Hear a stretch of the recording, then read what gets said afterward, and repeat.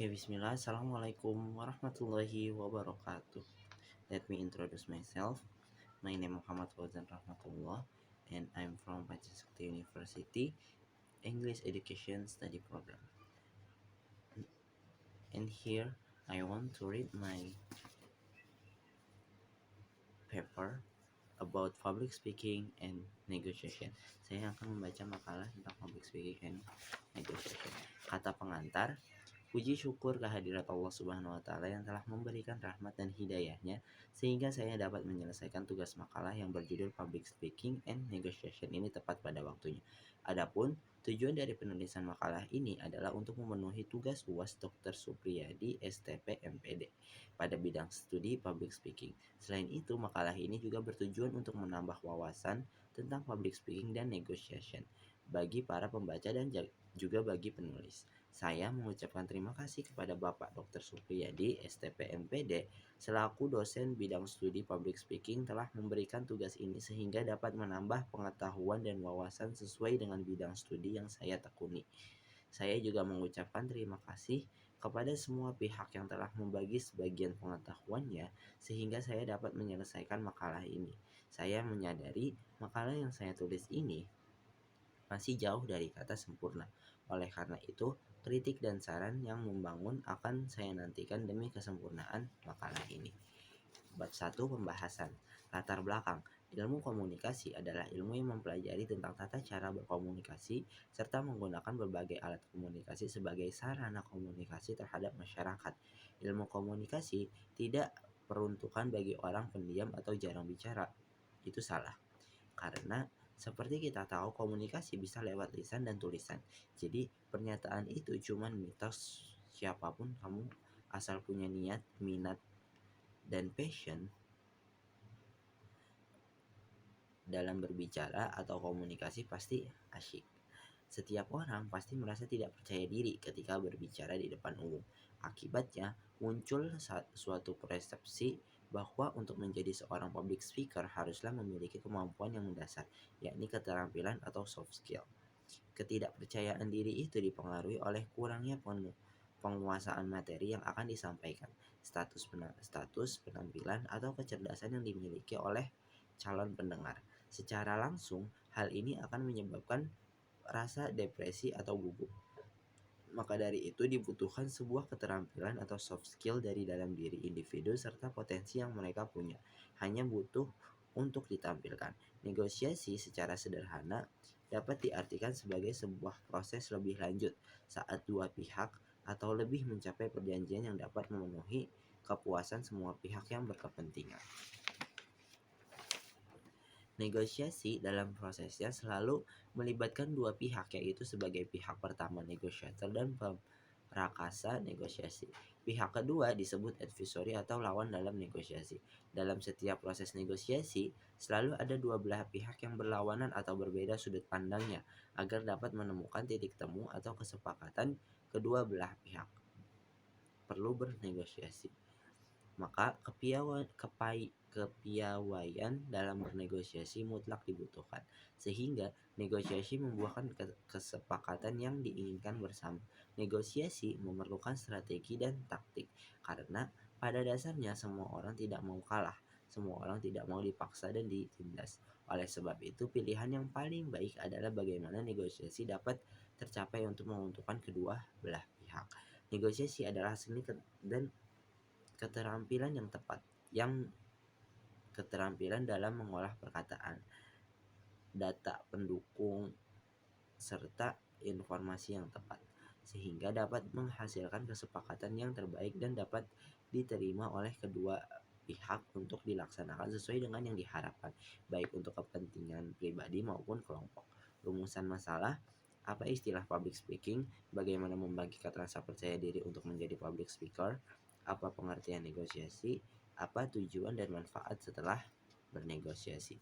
Tujuan masalah untuk mengetahui istilah dari public speaking, untuk membantu mengurangi rasa percaya diri di depan umum, mendeskripsikan pengertian negosiasi, mendeskripsikan tujuan dan manfaat dalam bernegosiasi. Bab 2 pembahasan. Istilah public speaking. Dari latar belakang yang tertulis, saya akan menjelaskan yang berhubungan dengan public speaking. Istilah public speaking terdiri dari dua kata, public dan speaking. Public artinya orang banyak, masyarakat umum, dan rakyat, sedangkan speaking artinya berbicara. Kamus Merriam-Webster mengartikan public speaking sebagai the act or skill of speaking to a usually large group of people. Public speaking adalah aksi atau keterampilan berbicara kepada sekelompok besar orang. Public speaking adalah keterampilan yang dapat dilatih, dipraktekkan, dan dimanfaatkan untuk memberi manfaat sesuai dengan kebutuhan audiens, antara lain untuk menyampaikan informasi, motivasi, membujuk, dan mempengaruhi orang lain, mencapai saling pengertian dan kesepakatan, meraih promosi jabatan, mengarahkan kerja para staf, meningkatkan penjualan produk atau keuntungan bisnis, dan membagikan pengetahuan yang dimiliki seseorang.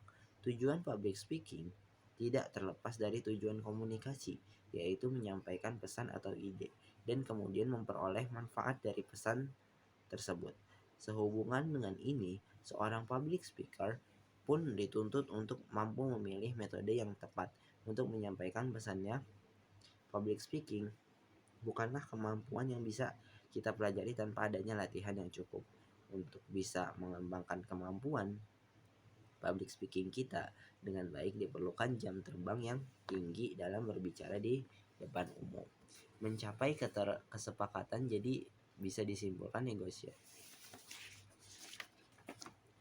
B.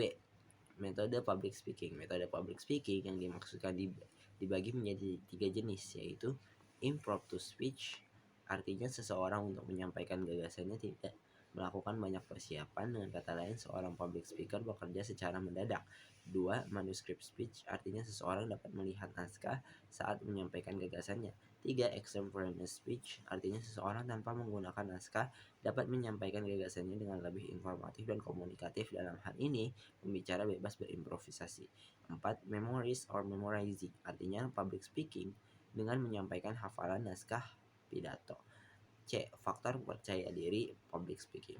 Orang yang rendah diri atau depresif ialah mereka yang tidak pernah mencoba menunjukkan potensi yang ia miliki. Akibatnya, rasa percaya diri tetap terkalahkan oleh rasa takut dan rasa gugup yang selalu membayangi pikirannya sebelum bertindak.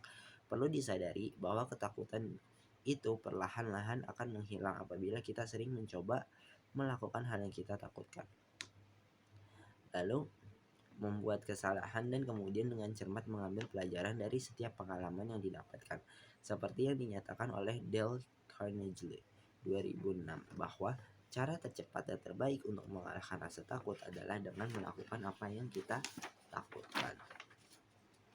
Selain itu, rasa takut dan gugup dapat diminimalkan dengan melakukan beberapa pendekatan, yaitu pendekatan rasional, artinya berpikir untuk tidak menjadi seorang penakut dan menguatkan motivasi komunikasinya saat berbicara. B. Pendekatan fisik, yakni dengan melakukan relaksasi dan mendatangkan rasa takut sementara yang dimaksudkan untuk mengalihkan rasa sakit itu sendiri. C. Pendekatan mental yang dapat dilakukan dengan memvisualisasikan audiens dan berbicara pada diri sendiri untuk meyakinkan diri sebelum tampil. D. Tindakan praktis, yakni dengan membuat persiapan yang optimal dan bertindak seolah-olah berani saat berbicara. Lanjut, D. Pengertian negosiasi. Negosiasi merupakan bentuk interaksi sosial yang bertujuan untuk mencapai kesepakatan bersama sehingga kedua pihak saling sepakat dan diuntungkan. Menurut Kamus Besar Bahasa Indonesia atau KBBI, negosiasi adalah proses tawar-menawar dengan jalan berunding guna mencapai kesepakatan bersama antara satu pihak atau kelompok atau organisasi dengan pihak atau kelompok atau organisasi yang lain. Adapun secara etimologis, kata negosiasi berasal dari bahasa Inggris yaitu to negotiate atau dan to negotiation, to be negotiation, yang artinya membicarakan, menundingkan atau menawarkan. Dari kata tersebut kemudian memiliki turunan lain yaitu negotiation, yang artinya aktivitas membicarakan atau merundingkan sesuatu dengan pihak lain untuk mencapai kesepakatan. Jadi bisa disimpulkan negosiasi adalah suatu bentuk interaksi sosial antara beberapa pihak yang bertujuan untuk mencapai kesepakatan bersama yang dianggap menguntungkan pihak-pihak yang bernegosiasi. Negosiasi bisa dibilang bentuk komunikasi yang tidak dapat dipisahkan dari kehidupan manusia sehari-hari. Setiap orang pernah melakukan negosiasi, baik dalam forum formal maupun non-formal. Negosiasi yang baik dan efektif adalah negosiasi yang didasarkan pada data, fakta yang akurat dan faktual, sehingga setiap argumen dan kehendaknya tidak terlepas dari fakta yang ada. Di samping itu juga harus ditopang dengan negosiator yang handal dan profesional yang memahami tujuan negosiasi dilakukan dan mempunyai daya kemampuan optimal dalam menemukan solusi terhadap masalah yang dihadapi dan terhindar dari kemungkinan deadlock. Tujuan negosiasi. Tujuan utama negosiasi adalah mencapai kesepakatan tanpa menimbulkan perselisihan. Negosiasi yang masuk kategori berhasil berarti sama-sama menguntungkan dua atau lebih pihak bersangkutan. Apabila hanya satu pihak saja, maka sama saja negosiasi tidak mencapai kesepakatan bersama. Adapun tujuan lain sebagai berikut: 1. Untuk dapat mencapai kesepakatan yang menguntungkan semua pihak. 2. Untuk dapat menyelesaikan masalah dan menemukan solusi dari masalah yang sedang dihadapi para pihak yang bernegosiasi. 3. Untuk bisa mencapai suatu kondisi yang saling menguntungkan bagi pihak-pihak yang akan bernegosiasi, di mana semuanya mendapatkan manfaat win-win solution. F. Manfaat negosiasi. Manfaat negosiasi bukan hanya untuk menghindari terjadinya perselisihan saja, tetapi juga memaksimalkan kesepakatan dengan hal positif. Mengapa positif?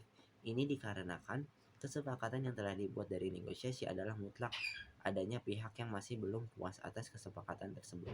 Masih ada manfaat negosiasi lain yang perlu kamu ketahui, di antaranya: 1. Menciptakan suatu jalinan kerjasama antara satu pihak dengan pihak lainnya untuk dapat mencapai tujuan masing-masing. 2. Adanya saling pengertian di antara masing-masing pihak yang akan bernegosiasi mengenai kesepakatan yang akan diambil dan dampaknya bagi semua pihak. 3. Negosiasi akan bermanfaat bagi terciptanya suatu kesepakatan bersama yang saling menguntungkan bagi semua pihak yang akan bernegosiasi. 4. Terciptanya suatu interaksi yang positif antara pihak-pihak yang akan bernegosiasi sehingga jalinan kerja sama akan menghasilkan suatu dampak yang lebih luas bagi banyak orang. Bab 3 penutup. Kesimpulan: kepentingan akan kemampuan berbicara di depan publik sudah sangat mutlak. Kemampuan ini mendasari kesuksesan setiap orang di berbagai bidang. Seorang public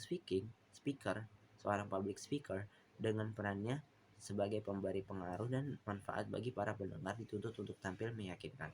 Untuk itu, unsur motivasi komunikasi harus melekat dalam diri seorang public speaker, guna menghindari kekhawatiran yang membuat ia ragu dengan kemampuannya.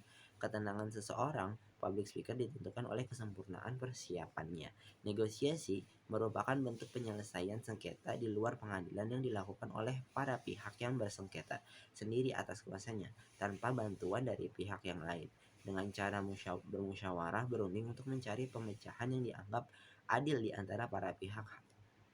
Hasil dari negosiasi berupa penyelesaian kompromi atau compromise solution yang tidak mengikat secara hukum.